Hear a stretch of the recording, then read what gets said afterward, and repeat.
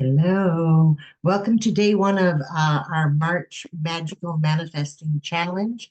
So, for the next 21 days, we'll be focused in my school community on manifesting abundance in all areas of our lives. We'll be having live Zooms, we'll be having clearing rituals, and there's a free journal to assist you. We're using the power of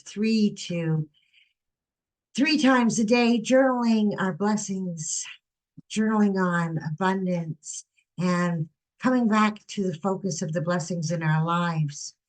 And we're going to be doing some belief clearing practices. So I am a belief clearing practitioner, uh, one of the many, many hats that I wear.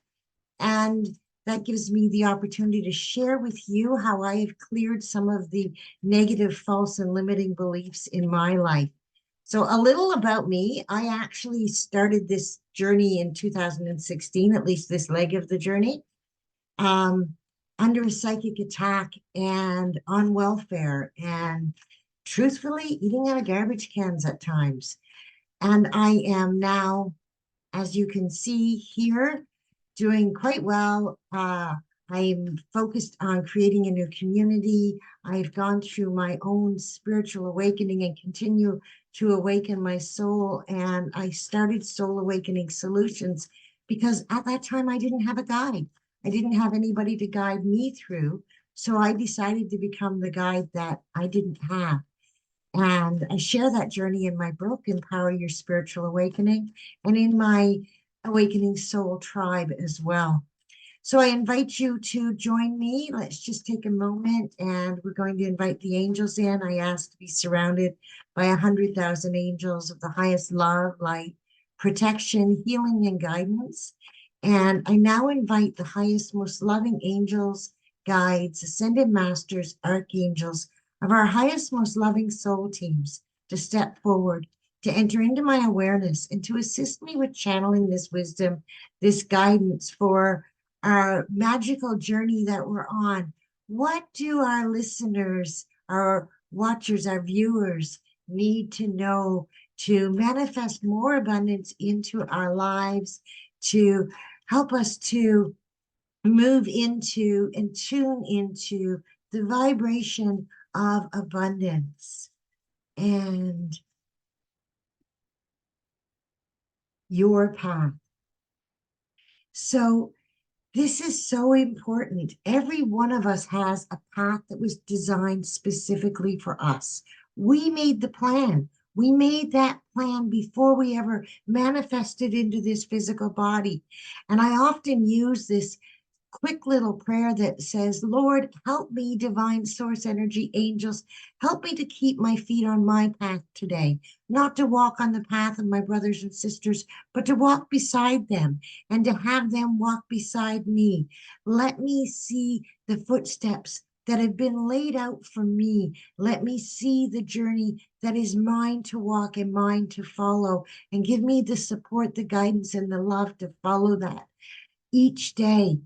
So recognizing that sometimes the illusions that you see on your path, the fears, the challenges, they're hiding the gifts that help you to awaken.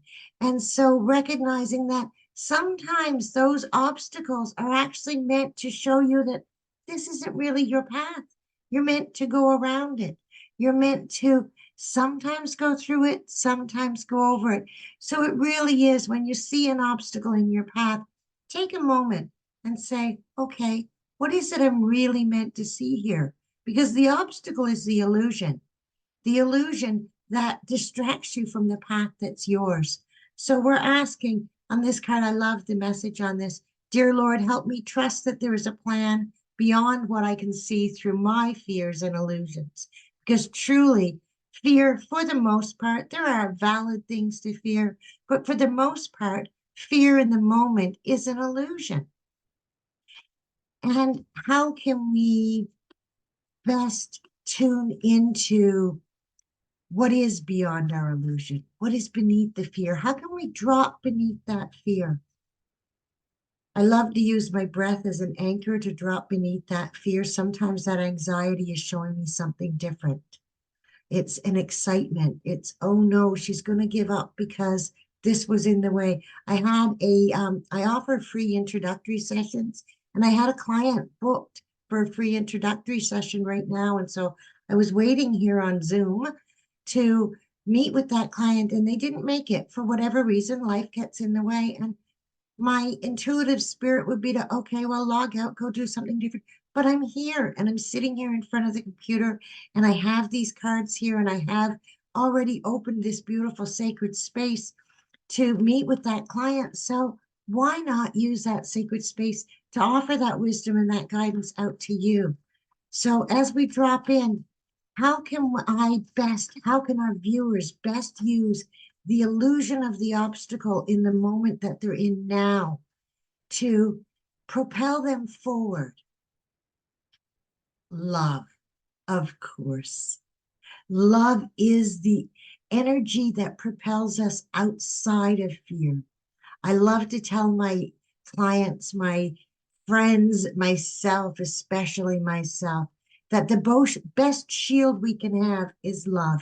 If I shield myself in the energy of love, if I surround myself in the energy of love, then that's what's going to flow towards me. Even if something disrupts my energy field, it's really going to move love into me first. If I am always shielded in love, something that's out of alignment with my energy, some discordant energy comes in, it's going to move love into me first.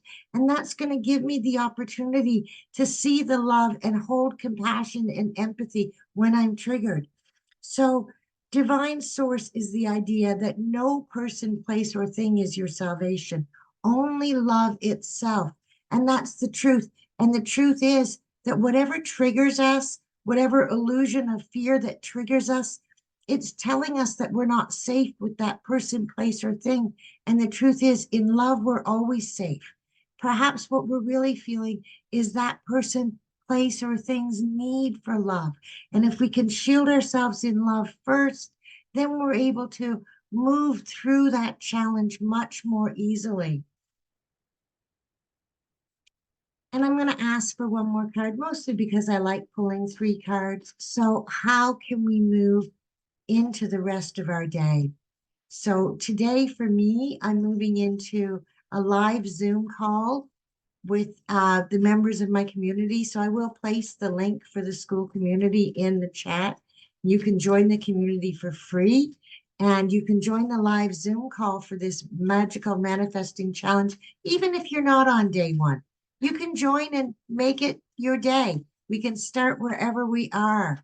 So how can we best move forward into this day, into joy, holding love as our shield? How do we embody joy and bring joy forward into the day? Self-love, more love, exactly. So self-love is oftentimes when we feel triggered and that love moves in, we reject that love, but really it was ours in the first place. We had called in divine source love. We had transmuted it into a loving energy that has our signature on it, and it's come back in. And that's that thing that tells us, something needs to shift or something needs to change. The source of that is self-love. It's ourselves telling ourselves that we need to feel love in that moment. And so, what is the most loving thing that you can do for yourself? It's to take down the wall between you and that inner child. Inside every one of us is that awakened child, that divine child that may not have been heard. Many of us were traumatized through this physical existence, through whatever it was, expectations, maybe somebody else's trauma was then placed into your life and into your energy field. And that child is waiting for a loving parent. And you can be that loving parent. You can be that loving friend. So this says, let the wall fall that separates me from my own vulnerable inner child. I long to take care of myself like never before. And the journal that comes with my magical manifesting challenge, my sister pointed this out. She said, I love the love note. Every day, every morning in the journal, and do this in your own journal, even if you choose not to join the challenge. I suggest that one of your journal prompts every morning, I write a note to myself, a love note to myself, one little thing that says, Susan, remember how far you've come. Remember who you used to be and how much courage it took to get here. Remember to treat yourself special today. Remember to give yourself a treat. Remember to give yourself a break. So focusing on when I feel fear, and even if my mind tells me it's an illusion and my awakened soul tells me it's an illusion, I'm still feeling the anxiety. And how can I love myself in that moment? How can I care for that inner child? And I could just take a moment and ask her, what is it you need right now? What does your inner child need right now? Is it a friend? Is it a hug? You can give yourself a hug. Is it a toy? Is it a puppy? Maybe it needs a moment with a friend. So I'm going to ask one more time, and then I'm going to go and play with my new puppy. I'm going to ask, what what does our inner child need right now? Grief. It needs to grieve. Your inner child may be tantruming or crying or feeling all of that density of this space. It may be tired of being a grown up.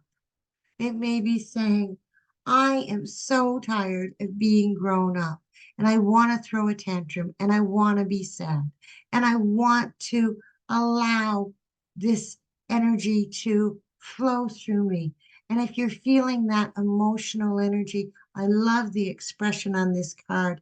Tears are what happens when the ice in the heart melts. The tensions in our bodies are really that ice that's happened when we froze up in trauma, that ice that happens when we froze up in grief, allowing ourselves to feel that, to let that tension melt. So remember, it's okay to let the tears flow. That's also loving yourself. The deck that I'm using today, this beautiful deck, is Tosha Silver's Divine Abundance deck, and I'll be using this throughout the challenge. I hope you all have an amazing angel blessed rest of your day. And thank you for taking the time to join me here.